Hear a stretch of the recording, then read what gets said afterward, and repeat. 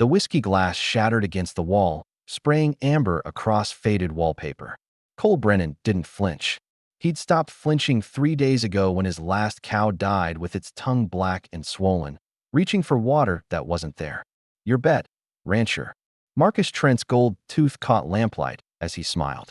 The land baron sprawled in his chair like a king on a throne, surrounded by the stink of tobacco and other men's desperation. Cole's hands trembled as he pushed the deed forward. 300 acres. His father's legacy. His entire world, stacked in a pot beside crumpled bills and Trent's pocket watch. The Dusty Rose Saloon had gone silent.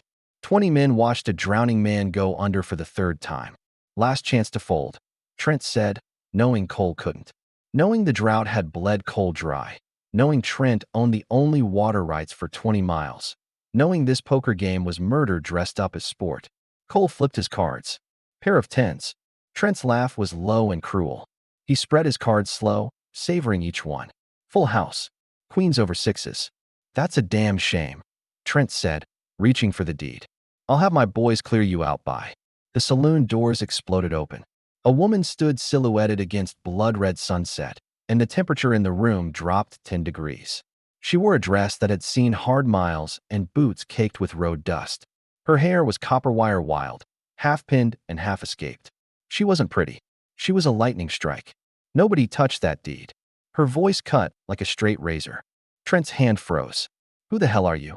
She crossed the room in 6 strides, spurs jingling, and every man pressed back to let her pass.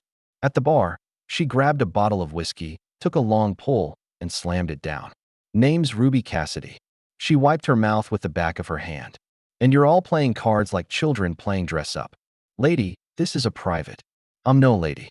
Ruby pulled out a chair, spun it backward, and straddled it. Her eyes locked on Cole, green as bottle glass, sharp as broken promises. You the fool who bet his life on a pair of tens? Cole's throat was dry as bone. Seemed like the only play. It wasn't. She turned to Trent. Here's a better one. I play one hand against you. I win. Rancher keeps his land and gets water rights. You win. She pulled a leather folder from her coat and slapped it on the table. You get these. Trent opened the folder. His pupils dilated. Mining certificates. Silver Creek. These are worth 10,000. Maybe more with the new strike. Ruby's smile had teeth. Course, you'd have to beat me first. The saloon erupted. Men crowded close, shouting bets, pressing forward. 10,000 was a fortune. Trent's hands actually shook as he held the certificates up to the lamp. You're bluffing, he said. These have to be stolen. They're mine. Inherited from my late husband. Everyone legal and notarized. Ruby pulled a derringer from somewhere, checked it casually, set it beside her cards. Now? You playing or you scared? Trent's face went purple. Deal. Ruby dealt like a riverboat sharp, cards snapping from her fingers in a blur. Cole's heart hammered so hard he thought his ribs would crack. This stranger was gambling $10,000 for a man she'd never met. Why? He whispered. Ruby didn't look at him. Shut up. I'm working. The hand took 7 minutes that felt like 7 hours. Ruby played cold and precise, calling Trent's bluffs before he made them, raising when he hesitated, reading him like a wanted poster. Sweat poured down Trent's face. His smug grin curdled into something desperate and mean. Ruby laid down 4 aces. The saloon went insane. Trent shot to his feet, chair crashing backward. You cheated. Nobody gets 4 aces. Nobody. Ruby stood slow. The derringer appeared in her hand like magic. Prove it. I'll kill you, you cheating. The derringer's hammer clicked back. The sound was thunder. Sign the water rights over. Now. Go to hell. Ruby's gun shifted, pointing at Trent's knee. I'll start with your legs. Work my way up. How's that sound? Trent signed. His hand shook so bad the signature was barely legible, but he signed. When he stormed out, he knocked over 3 chairs and a spittoon. Half the saloon followed, probably hoping for a shootout. Cole stood frozen, deed in his hands, brain struggling to catch up. You're welcome, Ruby said, holstering her gun. Why? Cole managed. Why help me? Ruby walked to the bar, poured herself another whiskey.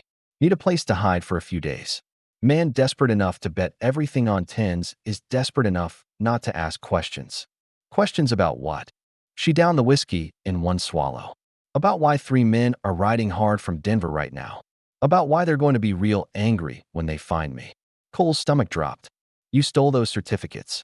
Borrowed what was mine. Ruby turned, and her eyes were hard as agate. My husband died 6 months ago.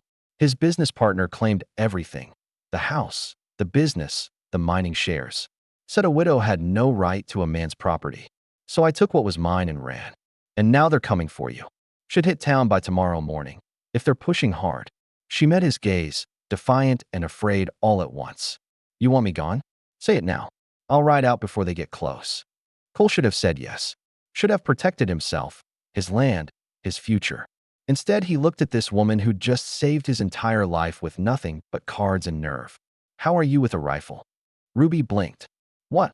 I asked how you are with a rifle. Because if you're staying, you're working. And when those men show up, we're going to need to be ready. A slow smile spread across her face. I can shoot the head off a nail at 50 yards. Good enough. Let's ride. They made it 3 miles before the first shot rang out. Cole's hat flew off his head. Ruby's horse screamed and reared. 3 riders burst from the tree line, guns blazing, and the world exploded into chaos. Ride, Ruby shouted, spurring her paint mare into a full gallop. Cole didn't need telling twice. Bullets kicked up dirt around them as they raced across open ground. His ranch was still 2 miles off. Too far. Way too far. There. Ruby pointed at a rocky outcrop. Cover. They dove from their horses, yanked rifles from saddles, and scrambled behind the rocks as bullets sparked off stone inches from their heads. Cole's hands were shaking. He'd been in bar fights, sure, but this was different. This was war. Ruby wasn't shaking. She popped up, aimed, fired, one smooth motion. A distant yelp told Cole she'd hit something. Who are they? Cole gasped. Hawthorne's men. The business partner I told you about. Ruby fired again. The big one's Hawthorne himself. Gray hair, fancy vest.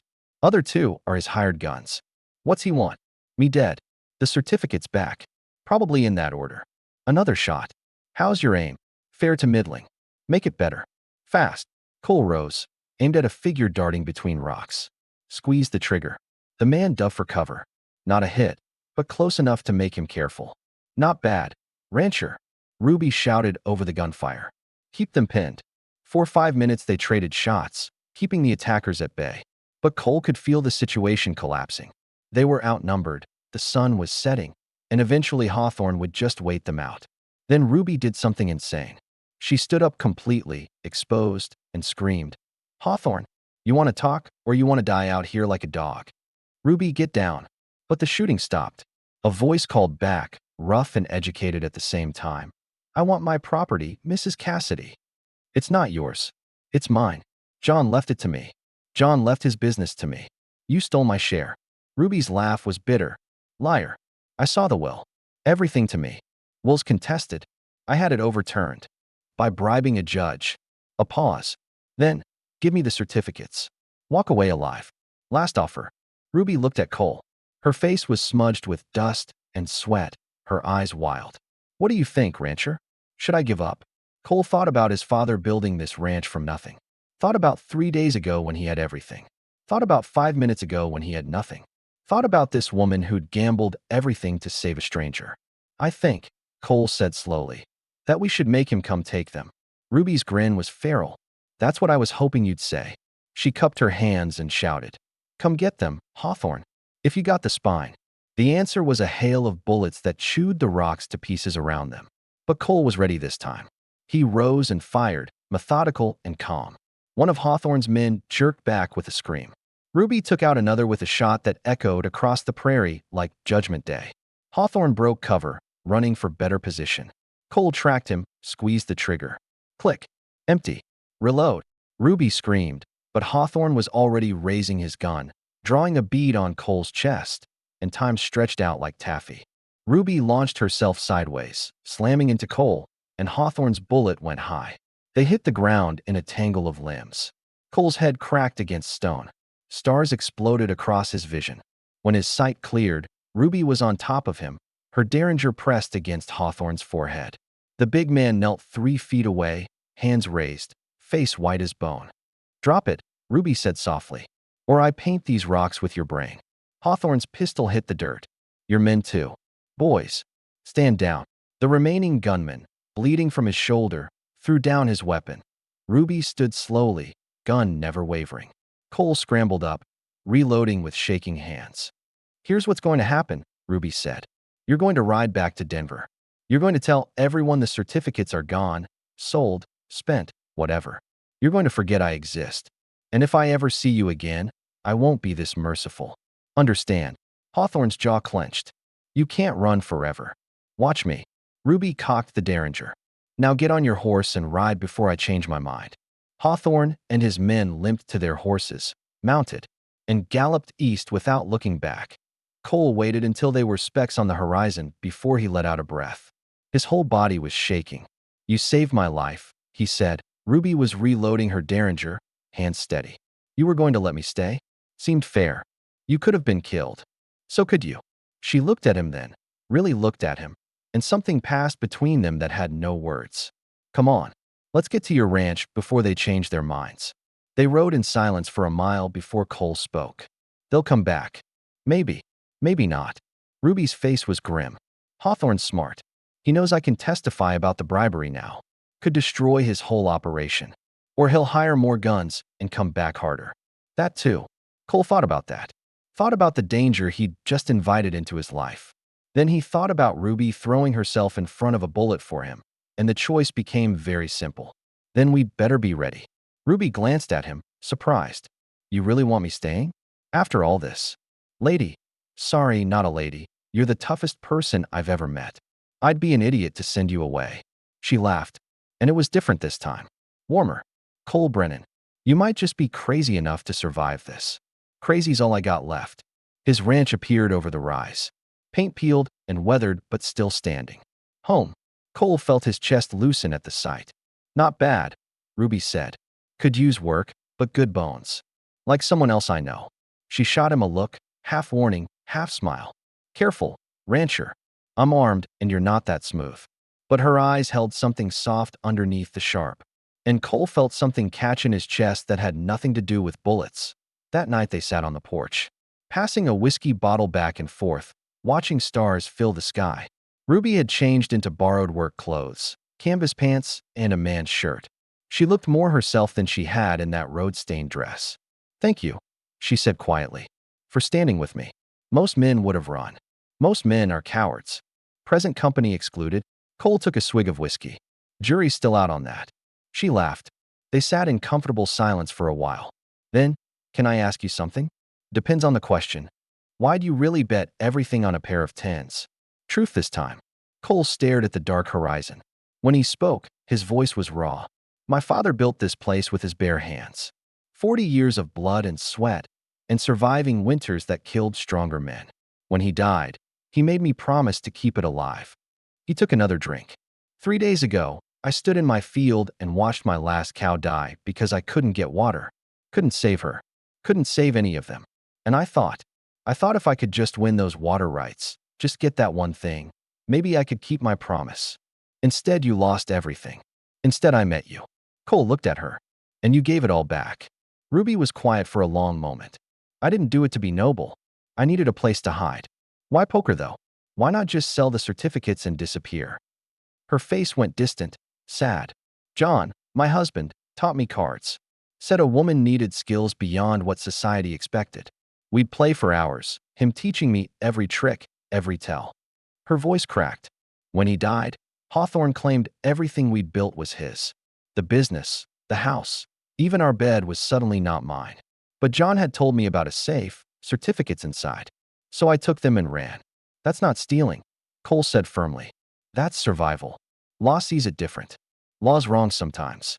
She turned to him, and in the starlight her eyes were bright with unshed tears. "You keep saying things like that. Like you actually mean them." "I do mean them." "Why? You don't even know me." Cole shifted closer. "I know you walked into a saloon full of strangers and saved a man you'd never met. I know you threw yourself in front of a bullet today. I know you're brave and smart, and probably too good to be sitting on this broken-down porch with a broke-down rancher." "Cole, I know I'm falling for you," he said. "Fast and stupid and probably crazy, but there it is." Ruby stared at him. For a heartbeat, the world held its breath. Then she grabbed his shirt and kissed him hard, tasting like whiskey and smoke and something wild he couldn't name. When they broke apart, She was smiling. Still not a lady, Cole Brennan. Don't want a lady, he said. I want you. Even with killers probably hunting me. Especially then. Makes life interesting. She laughed against his mouth. You're insane. Completely. They kissed again, slower this time.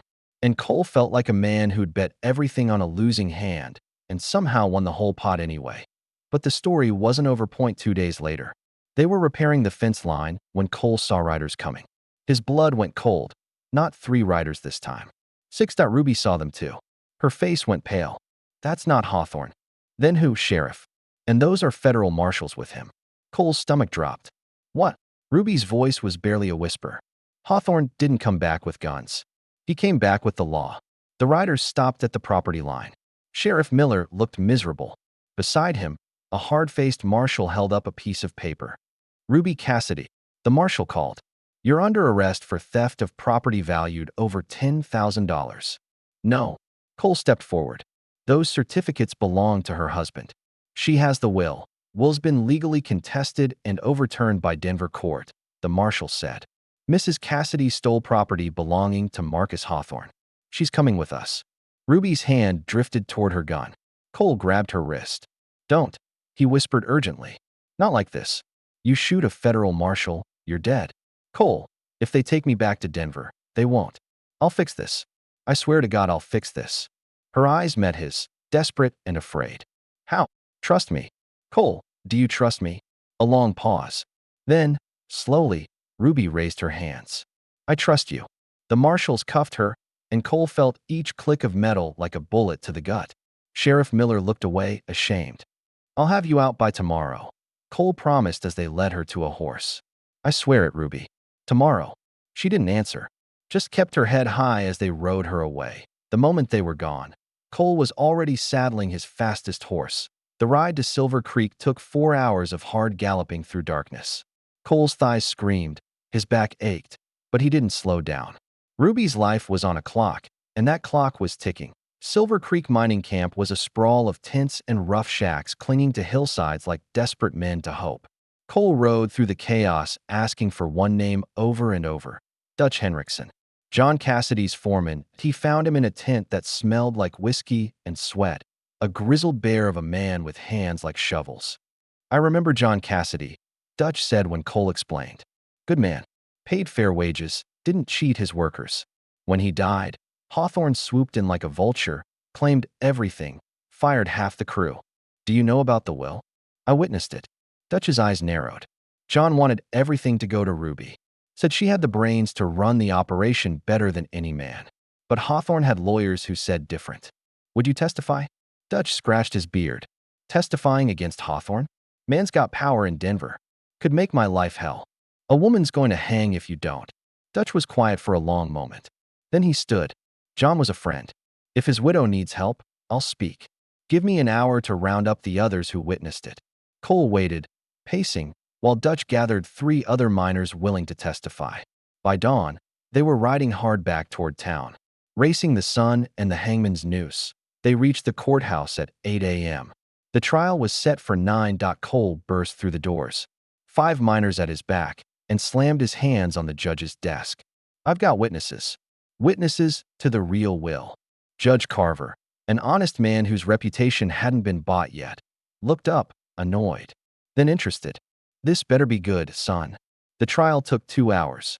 Hawthorne's lawyer presented the contested will, claiming Ruby had stolen property. Cole's miners testified one by one, swearing under oath that John Cassidy's will left everything to Ruby, that Hawthorne had bribed a Denver judge to overturn it. Hawthorne sat in the gallery, face purple with rage, but he couldn't stop the testimony. Judge Carver reviewed the evidence with agonizing slowness. Finally, he spoke. This will is legitimate. John Cassidy's wishes were clear. Mrs. Cassidy is the rightful owner of those mining certificates and all her late husband's property. His gavel cracked like thunder. All charges dismissed. Mrs. Cassidy, you're free to go. The courtroom erupted. Cole pushed through the crowd to where Ruby stood, still in shackles, tears streaming down her face. Told you I'd fix it, he said. She laughed and cried at the same time. You insane, beautiful idiot. They walked out of the courthouse together into morning sun. Half the town watched from the streets. Hawthorne stood by his carriage, defeated and furious. "This isn't over," he snarled as they passed. Ruby stopped, turned, walked right up to him. "Yes," she said quietly. "It is. Because tomorrow, I'm selling those certificates to your biggest competitor. And I'm telling everyone in Denver how you tried to steal from a widow.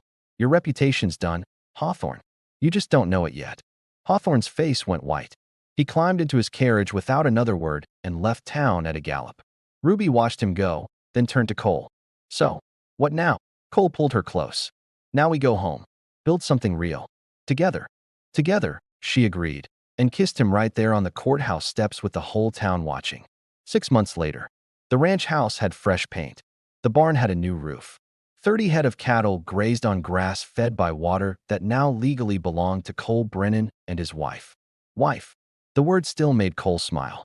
Ruby walked out onto the porch carrying 2 cups of coffee, her belly just starting to round with the baby they'd made. She'd sold half the mining certificates, kept enough to make them comfortable, and invested the rest in the ranch. "Thinking about that poker game again?" she asked, handing him a cup. "Thinking about how I bet everything on a losing hand. And I won anyway." He pulled her close, careful of her belly. "Best bet I ever made." Ruby laughed. "You didn't bet on me, you fool. I bet on you." "Fair point." Cole kissed her temple. "Lucky for both of us you're a hell of a gambler.